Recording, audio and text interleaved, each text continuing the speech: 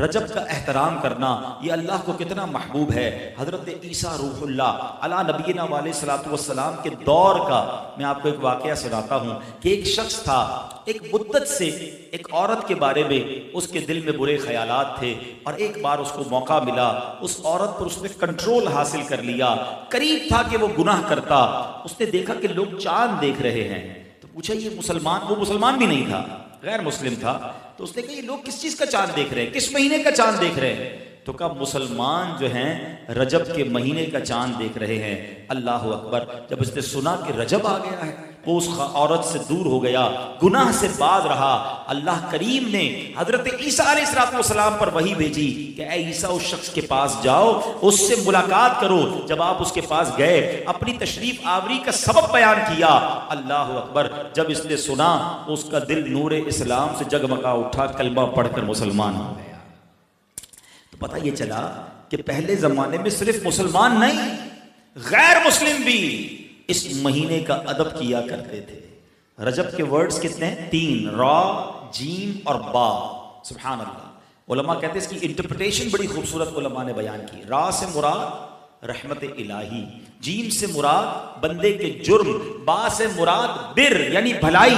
گویا اللہ کی رحمت یہ اعلان کر رہی ہے کہ میری رحمت اور میری بھلائی کے درمیان میرے بندوں کے جرموں کو کر دو تاکہ میری رحمت اس کی بخشش فرما دے۔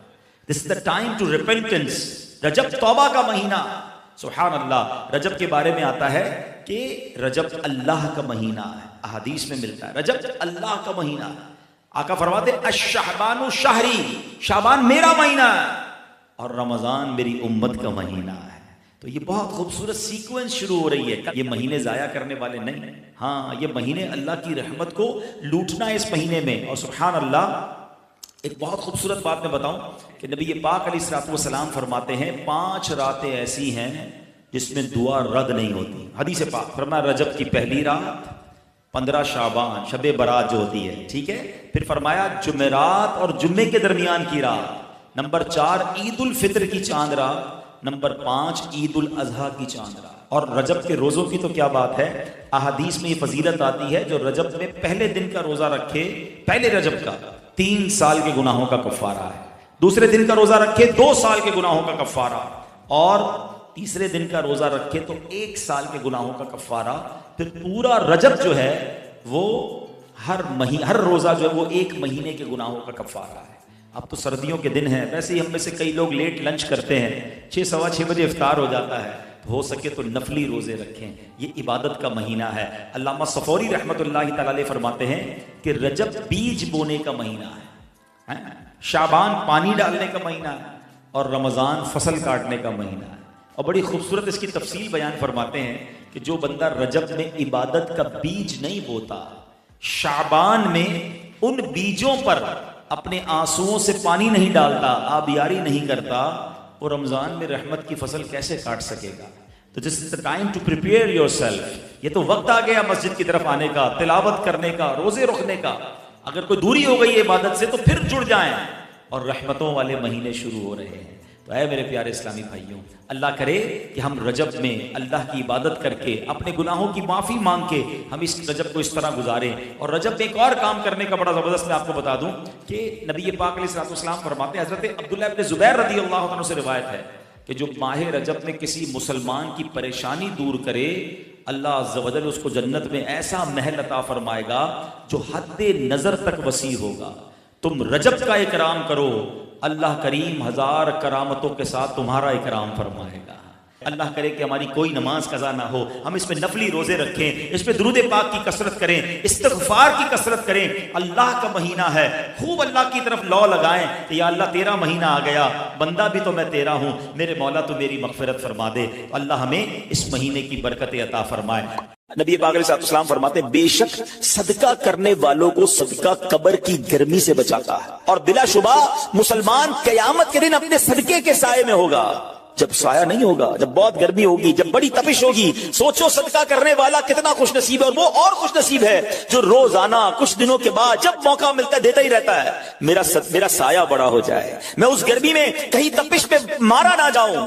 اگر اس نیت سے صدقہ دو کہ مولا کریم قیامت کے دن کی گرمی سے بچا لیجیے تو انشاءاللہ صدقہ دینے کا لطف بھی اور آئے گا۔ یا الہی گرمی محشر سے جب پڑکے بدر دامن محبوب کی ٹھنڈی ہوا کا ساتھ ہو، یا الہی جب زبانیں باہر آئے پیاس سے ساقی کوثر شہے جود و عطا کا ساتھ ہو۔ اے میرے بیچ اسلامی بھائیوں، صدقہ دینے میں بڑی جس کو کہنا خوشی دلی کے ساتھ آگے بڑھ بڑھ کر ان موقعوں سے فائدہ اٹھانا چاہیے۔ صدقہ عمر میں اضافے کا بھی باعث بنتا ہے۔ جی ہاں، بڑا کمال کا واقعہ ہے۔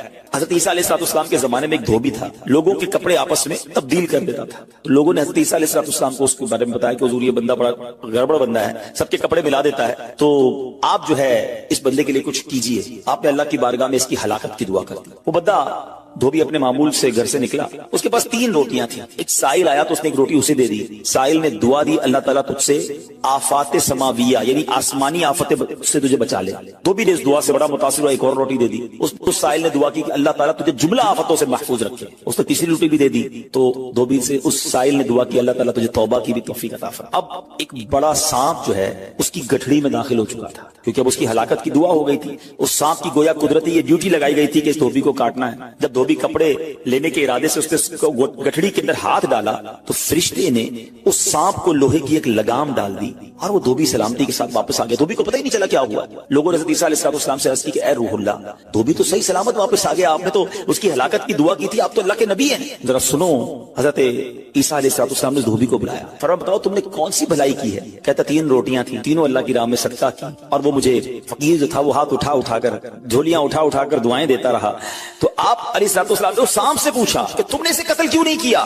سانپ نے عرض کی اے اللہ کے نبی، اللہ عز و جل نے آپ کی دعا قبول فرما لی تھی اور مجھے اس کو ہلاک کرنے کے لیے بھیجا تھا۔ جب اس دھوبی نے سائل کو صدقہ دیا تو ایک فرشتے نے آ کر مجھے لوہے کی لگام ڈال دی۔ جب لوگوں نے بات سنی، دھوبی نے یہ بات سنی، اسے بڑا تعجب ہوا کہ اتنا گناہگار میں، لوگوں کو اتنی تکلیف پہنچانے والا، صرف ایک نیکی کی اور مجھے آفت سے بچا لیا گیا۔ اس دھوبی نے توبہ کر لی، کیونکہ اس سائل نے توبہ کی بھی دعا کی تھی۔ تو پتہ یہ چلا آفتوں سے بچنا چاہتے ہیں، مصیبتوں سے بچنا چاہتے ہیں۔ آج کل تو کرونا وائرس کا زمانہ ہے، بلاؤں کا زمانہ ہے، ارے اس میں تو زیادہ صدقہ دینا چاہیے، اپنے نام کا بھی، بچوں کے نام کا بھی، فیملی کے ہر فرد کے نام پر صدقہ نکالتے رہیں کہ یا اللہ صدقے کی برکت سے ان بلاؤں ان وباؤں سے بچانا۔ ارے وباؤں سے، بلاؤں سے، آنے والی مصیبتوں سے صدقہ کیسے بچاتا ہے کہ سنیے، ایک شخص سیدنا ابو ہریرہ رضی اللہ تعالیٰ عنہ کی بارگاہ میں حاضر ہوا، کہنے لگا حضور میرا بیٹا سمندری سفر پر گیا ہے، آپ اس کے لیے دعا فرمائیں۔ آپ رضی اللہ تعالیٰ عنہ نے فرمایا اس کی طرف سے صدقہ دو، سفر پر جایا کرو نا، صدقہ دے کے جایا کرو،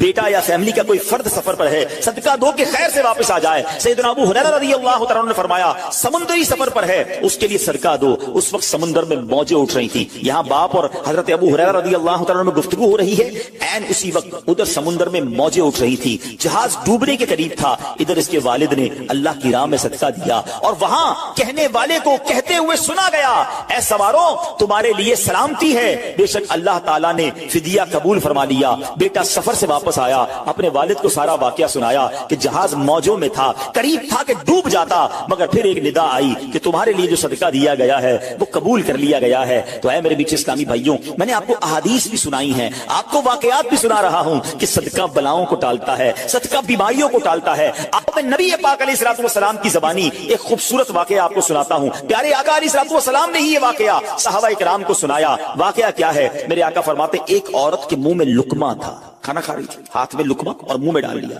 اتنے میں دروازے پر ایک سائل آیا۔ وہ عورت کیسی توکل والی، کیسی صدقہ دینے والی، کتنا اللہ کی راہ میں خرچ کرنے والی تھی کہ وہ لقمہ اس نے منہ سے روکا اور سائل کو دے دیا کہ یہ کھا لے، میں بھوکی ٹھیک ہوں، یہ بیچارہ غریب ہے، دے دیا اس کو۔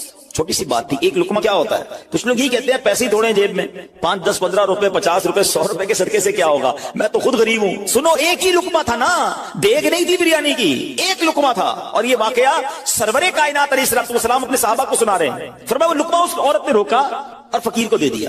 اب اس عورت کے کچھ عرصے بعد بچے کی ولادت ہوئی، بچہ تھوڑا سا بڑا ہوا، باہر ماں کے ساتھ چلنے لگا، گھومنے پھرنے لگا، تو باہر گیا تو ایک بھیڑیا آیا اور بھیڑیا آ کر اس کے بچے کو اس نے منہ سے پکڑا اور بھاگ، ماں پیچھے بھاگ رہی، میرا بیٹا میرا بچہ، اور بھیڑیا آگے بھاگ رہا ہے۔ اللہ اکبر، اللہ تبارک و تعالی نے ایک فرشتے کو حکم دیا کہ بھیڑیے کے پیچھے جاؤ، اس کے منہ سے بچہ چھین کر لاؤ اور اس کی ماں کے حوالے کر دو، اور ماں کو کہہ دینا اللہ عز و جل نے تم پر سلام بھیجا ہے اور فرمایا ہے کہ یہ लुकमे के बदले लुकमा है। बात आई समझ में? अपना लुकमा जो तुमने मेरी राह में दिया था, भेड़िया के लुकमे से तुम्हारे बेटे को बचाया है तुम्हारे रब ने। अल्लाह ने सलाम भेजा है। ऐ मेरे मीठे इस्लामी भाइयों, ये हदीस बता रही है कि गुनाह, नेकी जो थोड़ी सी भी हो ना, वो जाया नहीं की जाती, वो अल्लाह के यहाँ महफूज है। जुम्मे के खुतबे में एक हदीस सुनते हैं, अल बिर्रु ला यबला वज़्ज़म्बु ला युनसा वद्दय्यानु ला यमूत। सुन लो, नेकी पुरानी नहीं होती, गुनाह भुलाया नहीं जाता, और फैसला करने वाला जो रब अज़्ज़ वजल है उसे मौत नहीं आती है। अब हमें सोचना है कि हम नेकी कर भी रहे हैं कि नहीं, कि गुनाह कर करके अपने अकाउंट को भरी जा रहे हैं। ये छोटे छोटे सदके जब जब मौका मिले, माशाल्लाह हम जुमा पढ़ने जाते हैं, कल भी जाएंगे, मस्जिदों में हमने देखा होगा मस्जिद का डब्बा आता है सामने, कुछ ना कुछ डाल दिया करो इस नीयत के साथ, यार थोड़े और जमा करा दूं अपनी आखिरत में, थोड़े और अपने पैसे जमा करा, थोड़े और आगे चले जाएं। और ये मैं ऐसे ही खुद नहीं कह रहा, सुभान अल्लाह। मैं आपको बड़ी खूबसूरत 2-3 हदीसें सुनाता हूं। पहले तो ये समझिए कि आजकल दुनिया में मैं और आप ये चाहते हैं कि हमारे जो पैसे हैं ना सिक्योर रहे। आजकल बड़ा अजीब मामला, अचानक आग लग जाती है, किसी के पैसे चोरी हो जाते हैं, लोग परेशान रहते हैं, सिक्योरिटी मिल जाए। ठीक है, तो मैं आपको एक हदीस सुनाने जा रहा हूं। नबी पाक अलैहिस्सलाम फरमाते हैं, अल्लाह के हबीब अलैहिस्सलाम फरमाते हैं कि रब अज़्ज़ वजल फरमाता है, यानी ये हदीस कुदसी है। अल्लाह फरमाता है, ऐ इब्ने आदम, अपने खजाने में से मेरे पास कुछ जमा कर दे, अपने पैसों में से कुछ पैसे मेरे पास जमा कर दे। मैं हदीस का खुलासा अर्ज कर रहा हूं। न जलेगा, न डूबेगा, न चोरी किया जाएगा। सुनो कैसी सिक्योरिटी है। इंश्योरेंस आजकल लोग कराते हैं जिसमें बाज़ औक़ात हराम इंश्योरेंस होती है। मैं आपको सुभान अल्लाह एक ऐसी गारंटीड मदनी इंश्योरेंस बता रहा हूं कि रब फरमा रहा है, अल्लाह फरमा रहा है, अपना माल मेरे पास जमा करा दे, न जलेगा, न डूबेगा, न चोरी होगा। और अल्लाह फरमाता है, मैं उस वक्त तुझे पूरा बदला दूंगा जब तू इसका ज्यादा जरूरतमंद होगा। कौन सा वक्त होगा वो? कयामत का दिन, जब बच्चा माँ के पास जाएगा ना, माँ एक नेकी दे दे, माँ फंस गया हूं, एक नेकी चाहिए। माँ उस एक नेकी में भी बेटे की मदद नहीं करेगी। माँ जाएगी औलाद के पास कि बेटा मेरा गुनाह ले लो, औलाद कहेगा माँ से कि नहीं, मैं तुम्हारी मदद नहीं कर सकता। बाप बेटे की हेल्प नहीं करेगा। ऐसा हाल, मगर कौन हामी होगा? अल्लाह अकबर। मेरे आला हजरत से पूछो, फरमाते हैं, रजा उनके सिवा रजा कोई हामी नहीं जहां। कहां? क़यामत के दिन क्या होगा? उनके सिवा रजा कोई हामी नहीं जहां। गुजरा करे पिसर पे फिदर को खबर ना हो, बेटे पे गुजरेगी बाप भी जवाब नहीं देगा। जरा तसव्वुर करें, इमेजिन करें, क़यामत का दिन होगा, किसी का नामा अमाल तोला जा रहा हो और एक नेकी की वजह से वो फंस जाए। गुनाह एक ज्यादा है, पलड़ा बिल्कुल एक नेकी की वजह से नीचे है। कितना याद आएगा कि काश थोड़ा और सदका कर लेता, काश 2 रकअत नफल पढ़ लेता। नफल छोड़ देते हो ना, नफल ही है ना, है? दुरूद नहीं पढ़ते, जिक्र इलाही नहीं करते, छोटी छोटी नेकी समझकर छोड़ते हो। अगर ये छोड़ते वक्त ख्याल आए ना कि कहीं ऐसा ना हो कि वही एक नेकी कम पड़ गई और मैं, अल्लाह ना करे, जहन्नम में न डाल दिया जाऊं। फअम्मा मन थकुलत मवाज़ीनु, जिसकी तोले भारी हो गई, कुरान कहता है, फहुवा फी ईशतिर रादिया, वो मन मानते चैन में, ऐश में होगा। और जिसकी तोले हल्की पड़ गई, व अम्मा मन खफ्फत मवाज़ीनु फउम्मुहु हाविया वमा अदराका मा हिया नारुन हामिया। जिसकी तोले हल्की पड़ गई, वो नीचा दिखाने वाली गोद में है, और वो क्या है तुमने क्या जाना?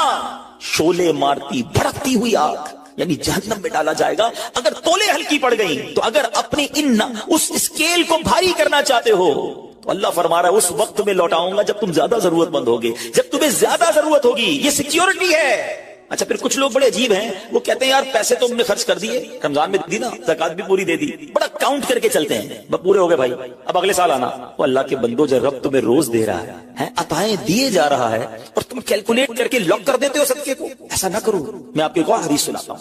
अल्लाह के हबीब सल्लल्लाहु तआला अलैहि वसल्लम फरमाते हैं, प्यारे आका ने फरमाया, माल को रोक कर ना रखो, रोक कर ना रखो, कहीं ये ना हो कि तुमसे भी रोक लिया जाए। हाँ, हमारे लिए तो नहीं रोका जा रहा ना। मिसाल के तौर पे दुकानदार बैठे होंगे या बिजनेस कम्युनिटी के लोग बैठे होंगे, आपका मिसाल के तौर पे महीने का 1 लाख रुपए का खर्चा है। कभी कभी ऐसा भी होता है, पहले 2-3 दिनों में लाख रुपए हो जाते हैं पूरे। तो क्या ताला लगाते हो कि चलो भैया पूरे महीने का हो गया, 27 दिन बाद आएंगे? नहीं, आने तो जितना आ रहा है। हम आने वाली साइड तो नहीं रोक रहे, हाँ, खर्च अल्लाह की राह में करने वाली रोक लेते हैं। जब वो देने में नहीं रोक रहा तो तुम अल्लाह की राह में खर्च करने में ना रोको। मैं हदीस सुना रहा हूं कि रोक कर खर्च न करो, रोक कर ना रखो, कहीं ये ना हो कि तुमसे भी रोक लिया जाए।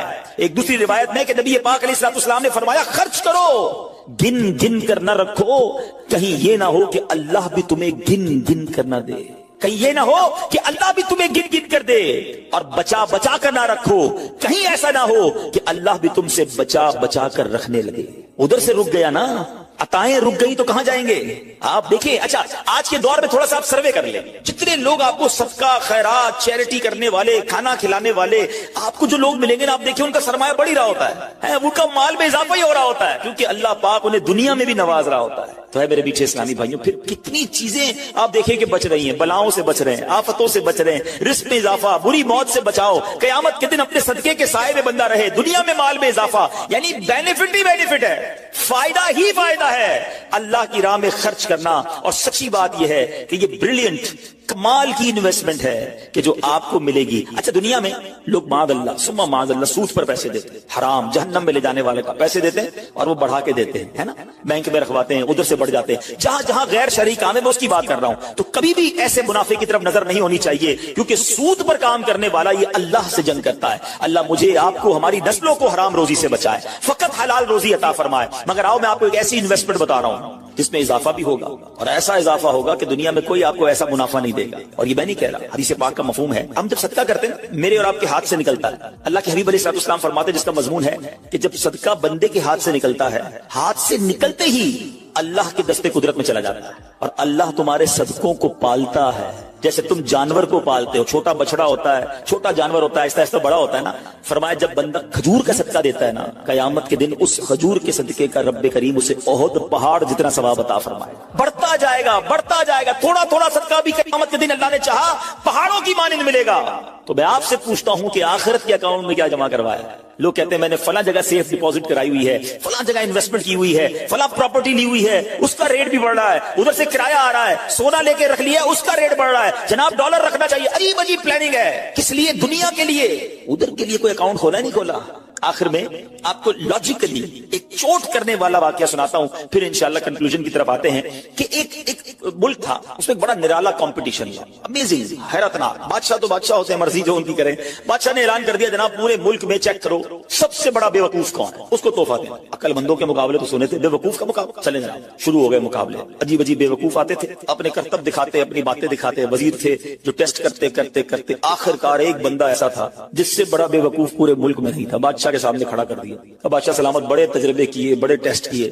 ہی is the biggest fool of our country, یہ ہمارے ملک کا سب سے بڑا جو ہے نا بے وقوف. بادشاہ نے کہا چیک کر لیا, کا چیک کر لیا. بادشاہ نے اپنی مالا اتاری سونے جواہرات کی, اس بے وقوف کو پہنا دیا. بے وقوف بڑا خوش گھر آیا. تھوڑے دن ہوئے تو بے وقوف کو پتا چلا کہ بادشاہ سلامت بڑے بیمار ہیں, بڑے زیادہ بیمار ہو گئے. اچھا میں بھی جاؤں گا دیکھنے. تھا تو بے وقوف نا, سمجھ تو پڑتی نہیں تھی. چلا گیا بادشاہ کے پاس, کہا بادشاہ سلامت کیا حال ہے آپ کو سنائیے, سنا بڑے بیمار ہو گئے. بادشاہ بہت زیادہ بیمار تھا, آخری لمحات تھے, کہتا ہے بس اب تو اس جہان کو چھوڑ کر جا رہا ہوں. اچھا بے وقوف کہتا ہے بادشاہ کو, اچھا کہیں اور جا رہے ہیں, کہاں جا رہے ہیں؟ تو یہ بھی پتا تھا کہ مرنا بھی ہوتا ہے. بے وقوف جو تھا, تو بادشاہ کہتا ہے میں اس دنیا کو چھوڑ کے دوسری دنیا میں جا رہا ہوں. تو بادشاہ سلامت یہ بتائیے کہ ادھر میں دیکھتا ہوں آپ کا بہت بڑا محل ہے, بیوٹیفل بیڈ رومز ہیں, شاندار مکان ہے, جدھر جا رہے ادھر مکان بنا لیا آپ نے؟ بادشاہ کہتا ہے نہیں, ادھر تو میں نے جھوپڑی بھی نہیں بنائی. بادشاہ سلامت میں دیکھتا ہوں آپ کے پاس بہت پیسے ہیں, بڑا مال ہے, آپ تو بانٹتے بھی سونا ہی ہیں, سونے کے جواہرات کے ڈھیر لگے ہوئے آپ کے پاس, جدھر جا رہے ادھر پیسے بھجوا دیے نہیں بھجوائے؟ بادشاہ کہتا ہے میں نے تو وہاں بوٹی کوڑی بھی نہیں بھجوائی. بادشاہ صاحب میں دیکھ رہا ہوں آپ کے آس پاس بڑے خادم خادمائیں, کنیز غلام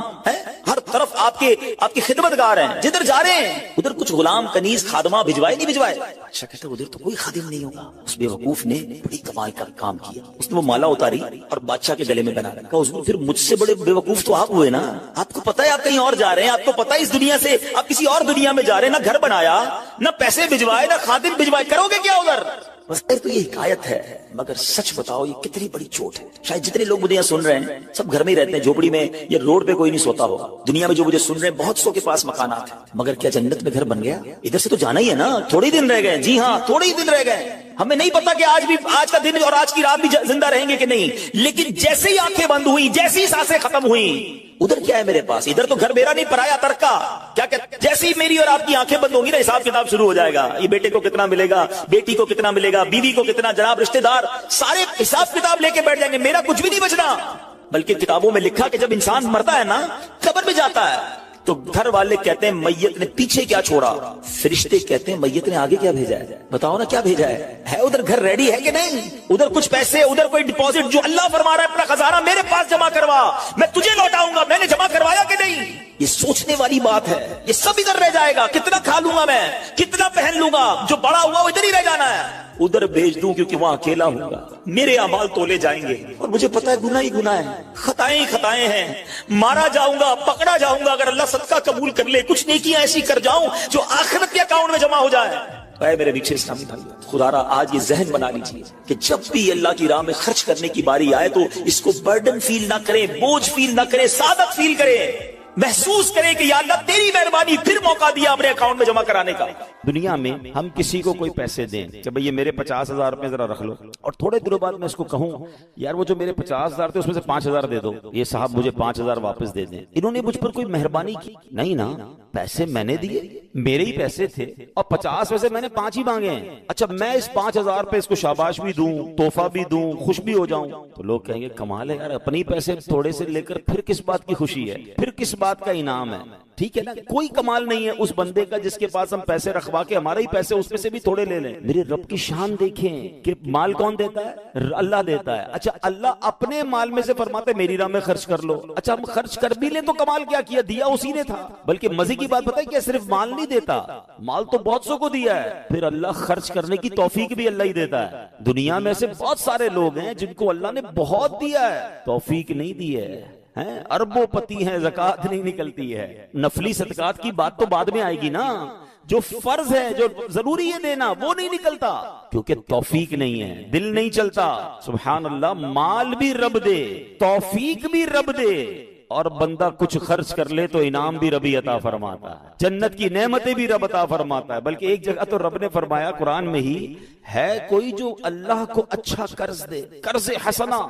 بڑی عجیب بات ہے کہ یار رب کو قرض کون دے سکتا ہے, جب مال ہی رب نے دیا ہے تو اللہ کا مال ہے. اللہ فرماتا ہے کوئی جو میری راہ میں خرچ کرے, اللہ فرماتا ہے کوئی جو اللہ کو قرض دے. اس کا مطلب کیا ہوا؟ علماء نے بڑی ڈیبیٹ کی اس پر, یہ لفظ قرض کیوں لایا گیا. تو اس کے پیچھے علماء نے جو ریزن بیان کیا کہ دنیا میں جب آپ کسی کو تحفہ دیتے ہیں نا تو واپسی کی امید نہیں ہوتی اور رکھنی بھی نہیں چاہیے. تحفے کا مطلب تو آپ نے دے دیا نا, گفٹ ہے. کچھ لوگ تو تحفہ دے کر بھی امید رکھ رہے ہوتے ہیں, آج میں نے دیا ہے دیکھو کل کیا دے گا. تحفہ بھی غرض کے ساتھ, تحفہ بھی کنڈیشن کے ساتھ. تحفہ کنڈیشن کے ساتھ نہیں ہوتا. گفٹ دیا تو دیا, اچھے دل سے دیا کرو. لیکن جب آپ قرض دیتے ہیں نا تو آپ کو پتا ہوتا ہے یہ واپس آنا, جبھی تو قرض ہے. آپ تو کنڈیشن بھی لگاتے ہیں, چیک بھی کرتے ہیں, کس کو دے رہا ہوں, واپس دے گا نہیں دے گا. اللہ اکبر. فرمایا جو رب نے قرآن میں فرمایا نا, ہے کوئی جو اللہ کو اچھا قرض دے اور اللہ اس کو پھر بڑھا کے لوٹائے گا. تو اس کا مطلب یہ ہے کہ دینے والا اللہ کی راہ میں یقین رکھے کہ جو میں دے رہا ہوں یہ مجھے ضرور واپس ملے.